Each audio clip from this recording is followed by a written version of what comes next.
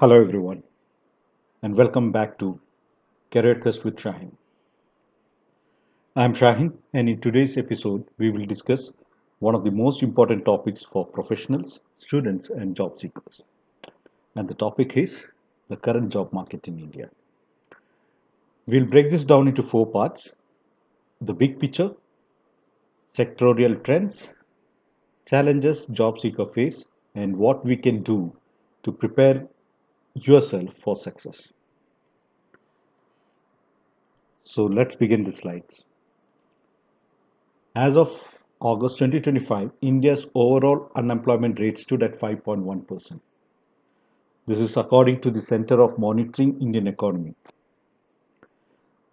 There is a slight decline comparing to 5.6% in June and 5.2% in July.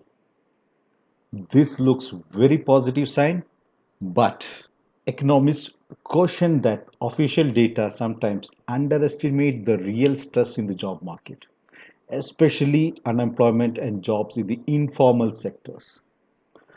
So while we are seeing an improvement, the quality and stability of jobs remains key question. So where do we have jobs? The sector where do we have jobs?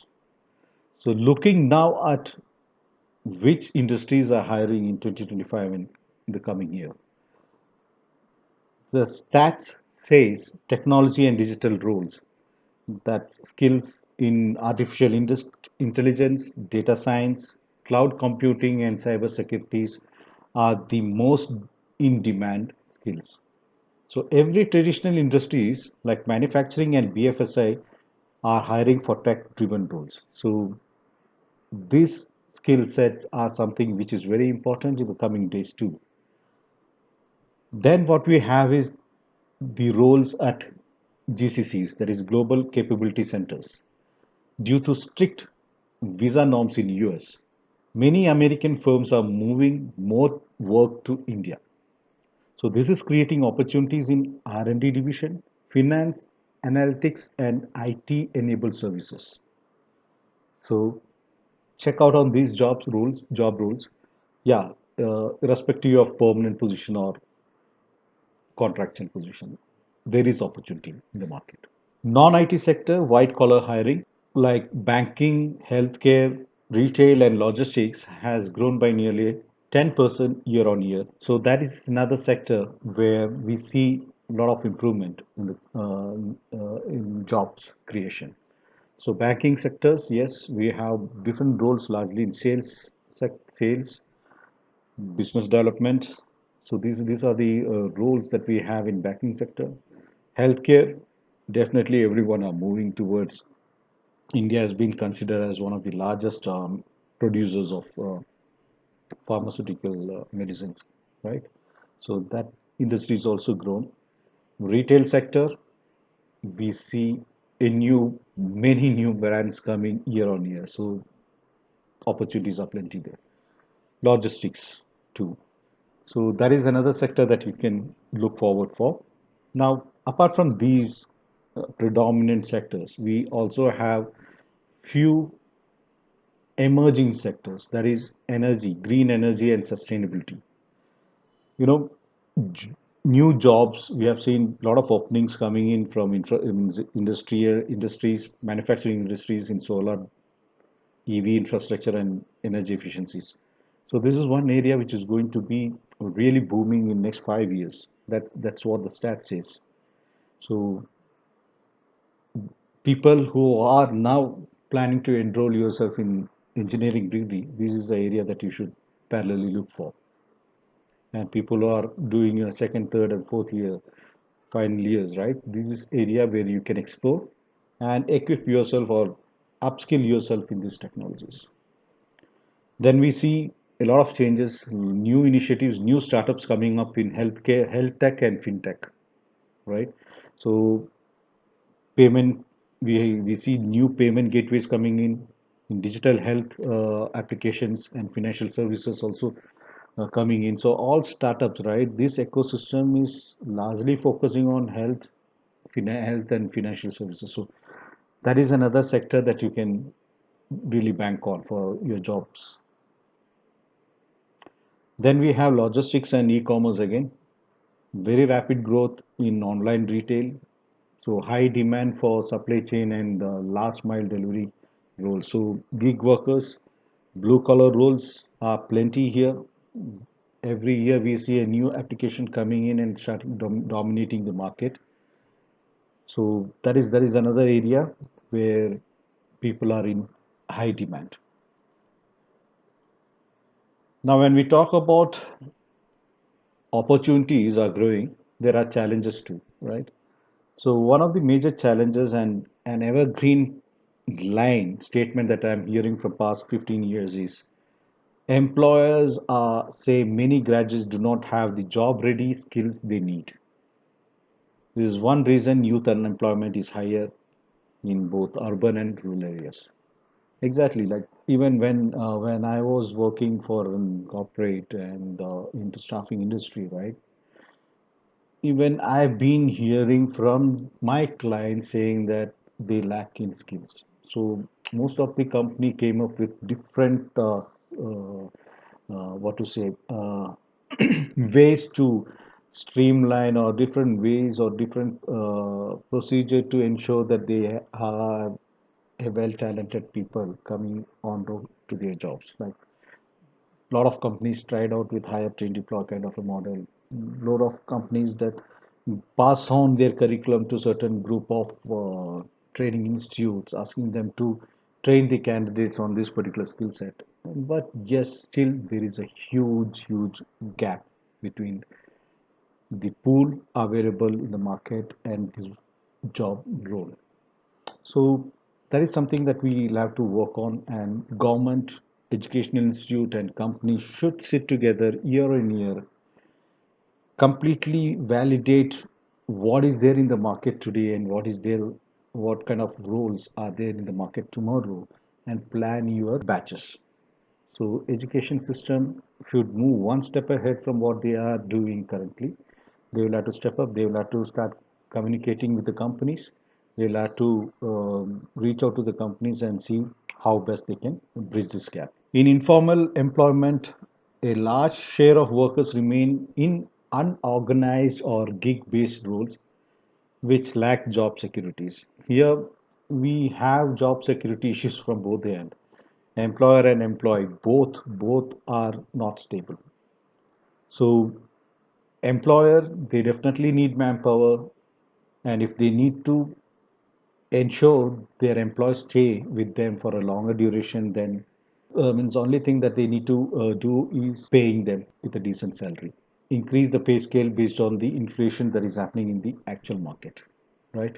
So that helps in reduction of people moving from one job to another one.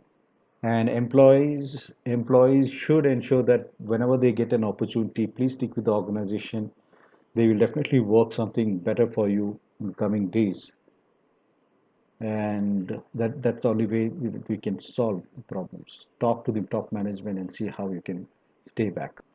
Then we have regional disparities. Yes, this is largely seen today in India, right?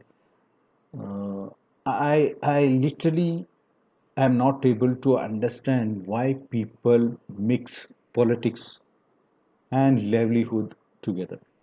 Politics is totally a different aspect. You know, we need to have our political ideas. We need to have our political thoughts, and that should be purely for our country's benefit and country's administrative things, but not into your personal life. Right? Don't bring that to your personal life.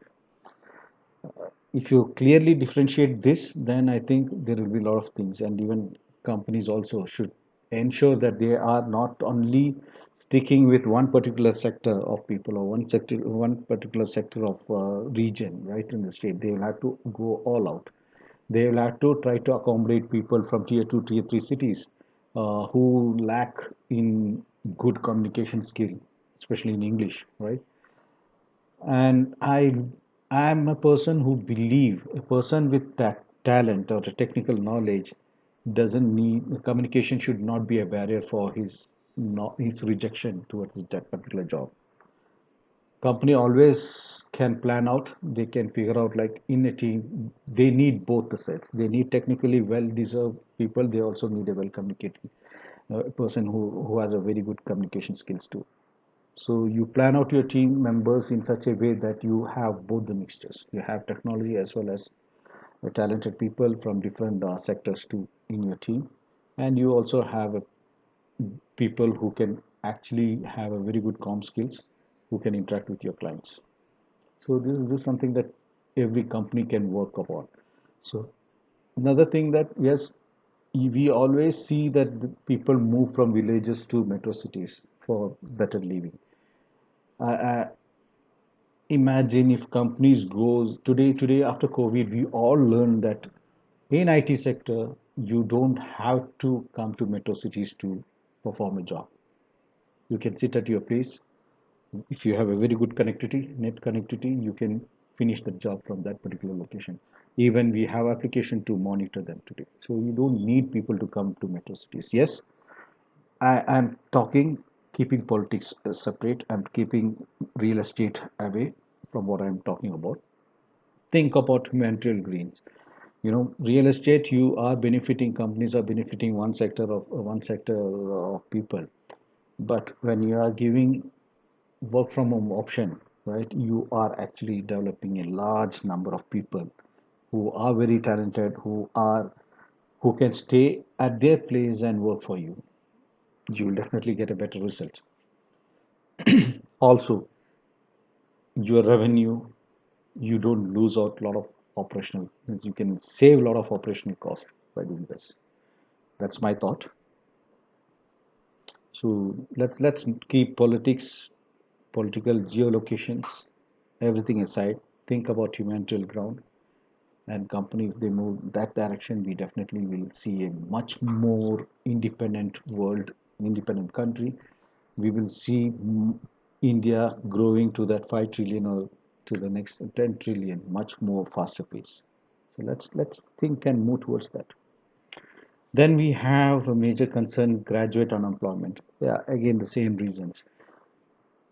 Many students complete degree, but without practical exposure, they struggle to get matching roles. So there's this, as I mentioned, like see, today our education system, they have very good theoretical curriculum, and they are the best in the world. But practical, when it comes to practical, yes, there's a huge gap. Uh, you know, I asked a couple of people, like a fresh graduate recently, when I was talking to a person, I asked him, like, why did you choose engineering? He said that for better job and everything. So education system needs to change. Our thinking mechanism needs to change. People should start thinking, I'm trying to become an engineer to invent something new, okay, of my own, right? I don't need a company to survival, right? I can develop something of my own, and I can give something new to the world, new to the society, and let the company see my model. And if they want to purchase it from me, let them purchase it and I'll work for them. So if this kind of attitude come into all the aspects of either it's in engineering sector or even in any other sectors like mechanical engineering, IT, even in medical science too, right? People, we need to start thinking in a different way. I'm talking to the graduates who are currently undergoing, like, why do you want to do your graduation? Yeah, it's not for your salary. Yeah, salary is there. It's better to be a self-employed by inventing something than being an unemployed person sitting at home looking for multiple option or giving application for different job roles. So think in different way, come out of the box. Job is the last option for you. The first option that all you always have is that if you're really interested in studying something, study, and there should be a purpose why you're studying that particular subject, right? So think in that way, you will definitely get your own job. You will create your own job. So that's something that we should do. So let's move on to the next slide, and that is action plan for job seekers.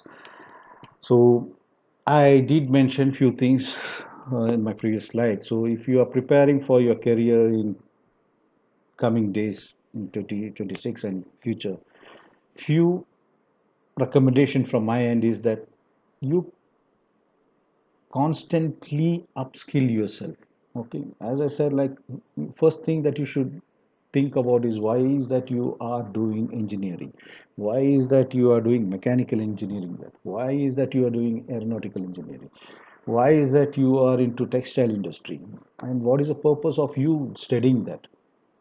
Okay, so every country has limitation in creating jobs. We cannot satisfy every individual need. That's a hard truth. That's a reality. So if you have made up your mind to study a particular subject, you should also have a purpose for that particular studies that you do. So that is something that you should think about, and never stop studying. Keep upskilling yourself. Learn different things which is related to your subject. Okay, learn new technologies. Okay, meet and see how you can develop yourself. Now, the next point that I'm going to highlight is for freshers, largely for freshers, and that is be flexible and be open. Okay, don't get stuck waiting for the perfect job. There is no job in this world which is perfect. Trust me, there is no job in this world which is perfect. Okay, the job that you do makes you perfect, and you make that job perfect, right? It's not, there is no perfect job at all in this world.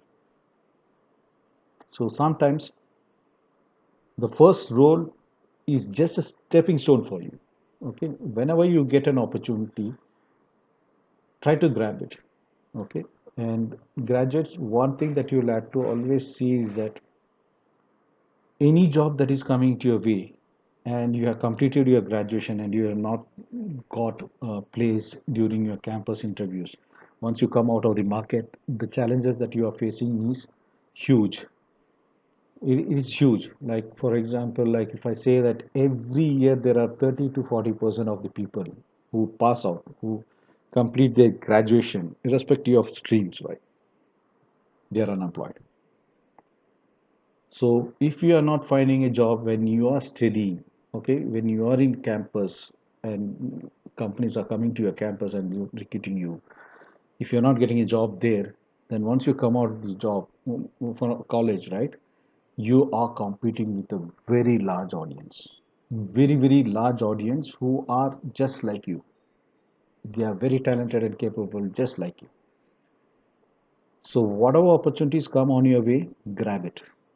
Okay, grab it, learn, upskill yourself on the job. If you feel that the job is not the right one, you will definitely, you will, what you'll have to do is that try to understand the market, where you are to move next, learn things, and then apply for the next. So it's about building experience and moving forward.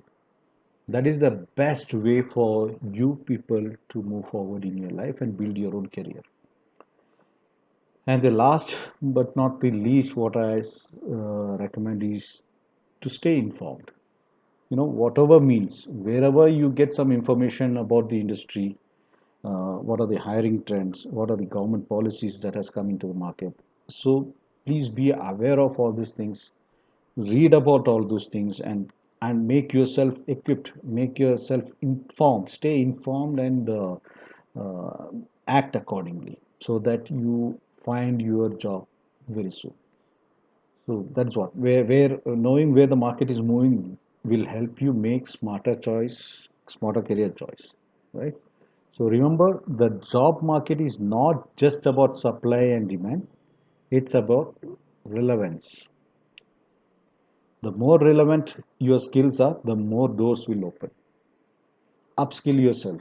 And as a closing note to wrap up, India's job market is in 2025 and coming year is improving, but competition is high. Companies are hiring, but they are selective.